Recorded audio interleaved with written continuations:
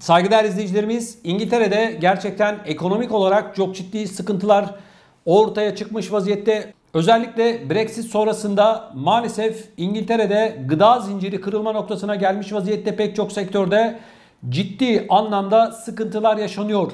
Şu anda alarm veren en önemli meslek dallarından bir tanesi ağır vasıta sürücüleri. Bu nedenle İngiltere alarm durumuna geçti. 5000 tır şoförüne, ağır vasıta şoförüne vize verileceği kaydedildi. Avrupa Birliği başta olmak üzere Türkiye'den de ağır vasıta ehliyeti olanlara vize verileceği yönünde açıklama geldi. Bunun yanı sıra İngiltere'de kriz halinde olan diğer bir önemli sektör de tavukçuluk sektörü. Tavukçuluk sektöründen de 5500 kişiye vize verilecek değerli izleyicilerimiz. Toplamda acil durum olarak ilan edilen bu iki sektörde, yani tavukçuluk ve bu ağır vasıta sektörü içerisinde 10.500 kişiye İngiltere yurt dışından gelenlere kapıyı açacak. Şimdi bununla ilgili detayları sizinle paylaşacağım ama geçtiğimiz günlerde İngiltere Başbakanı Boris Johnson bir açıklama yapmıştı. Artık yurt dışından işçi almayacağız demişti. Alınan bu karar, görüyoruz ki Boris Johnson'ın U dönüşü yaptığının bir göstergesi. Bakalım detaylar neler? Brexit sonrası etkilerini ekonomisinde hissetmeye başlayan İngiltere, Noel öncesinde özellikle nakliye sektörüne yaşanabilecek iş gücü açığını gidermek için 10.500 geçici vize vereceğini duyurdu.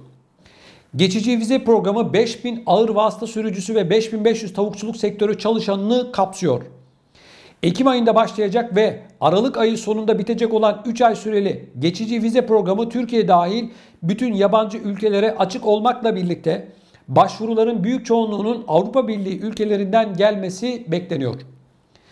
İngiltere'de hükümet ayrıca lojistik hizmetlere destek olmak amacıyla 4000 yeni ağır vasıta şoförünün eğitimine başlanacağını söyledi. Ayrıca ülkedeki 1 milyon kamyon şoförüne mektup göndererek sektöre geri dönmeleri çağrısında bulunacağı da ifade edildi. Hükümet bir süredir benzin istasyonlarının kapanmasına ve perakende sektöründe tedarik zincirlerinin durma noktasına getiren kamyon şoförü sıkıntısını çözmek için bu arayışa, bu yola girdi.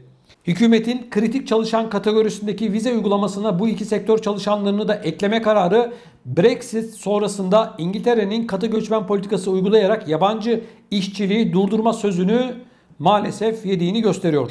Yine de hükümet bu adımıyla Kara Nakliye Birliği'nin kaygılarını gideremedi.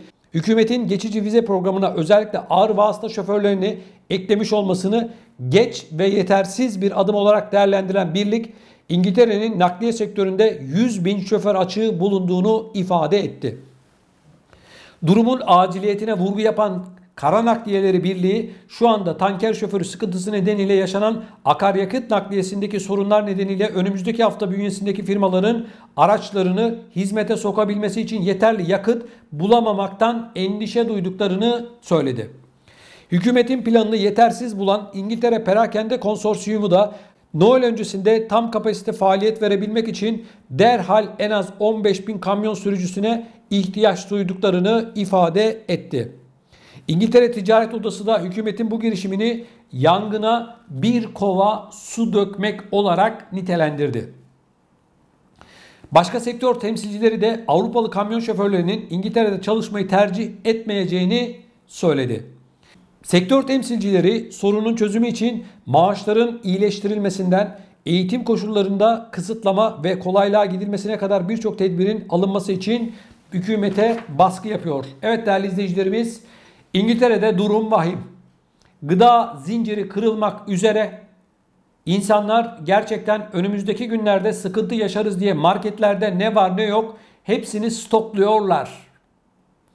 Mutfaklarını, evlerini özellikle gıda ürünleriyle dolduruyorlar.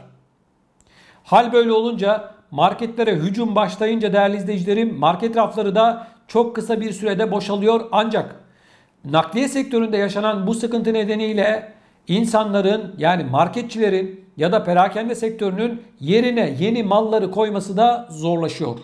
Bu sıkıntının bir an önce giderilmesi yönünde hükümet adımlar atıyor, ancak sektör de bunu fırsat bilerek hükümeti adeta bombardımana tutmuş vaziyette. Bakalım önümüzdeki günlerde neler olacak?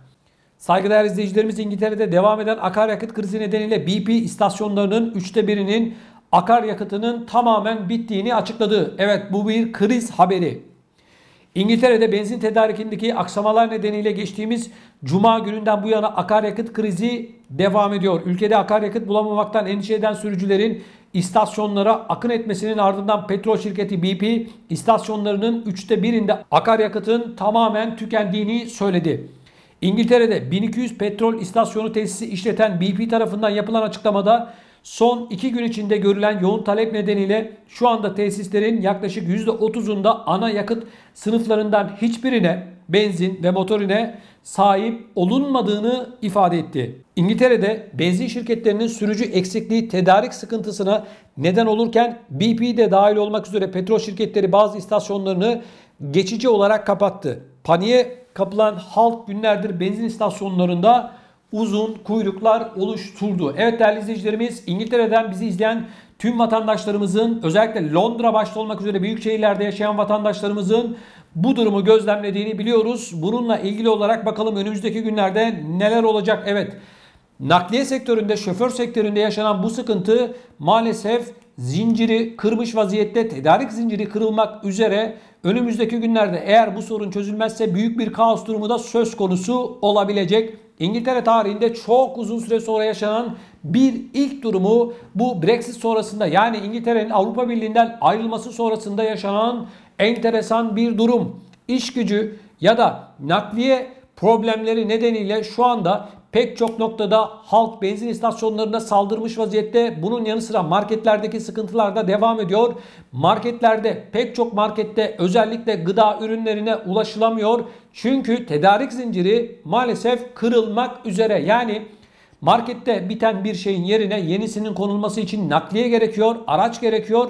Bunların yenilerinin konulmadığını, iş gücü eksikliğini, şoför eksikliğinin de had safhaya ulaştığını gözlemleyebiliyoruz. Saygıdeğer izleyicilerimiz, bizleri İngiltere'den izleyen vatandaşlarımızın özellikle bu konuyla ilgili görüşlerini çok merak ediyorum.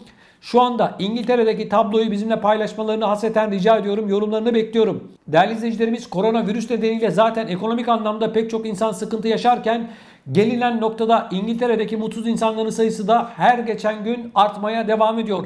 Ekonomik bu sıkıntılar üstüne de bu tarz olayların olması İngiltere dışına gidecek olan insanların arayışlarını da arttırmış durumda. Ben şunu açık bir şekilde ifade edebilirim. Artık İngiltere eski İngiltere olmayacak. Ekonomik nedenlerden dolayı özellikle de insanlar yeni arayışlar, yeni iş arayışları içerisine girecekler.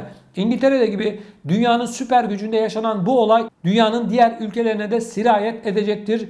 Görüyorsunuz, süper bir ekonomiye sahip olan, süper güç olan İngiltere bugün gıda sektöründe, akaryakıt sektöründe, böylesine can damarı özelliği taşıyan bir sektörde maalesef çok büyük sıkıntılar yaşıyor. Evet değerli izleyicilerimiz, İngiltere'den bizi izleyen vatandaşlarımızın bu konuyla ilgili olarak görüşlerini bekliyorum.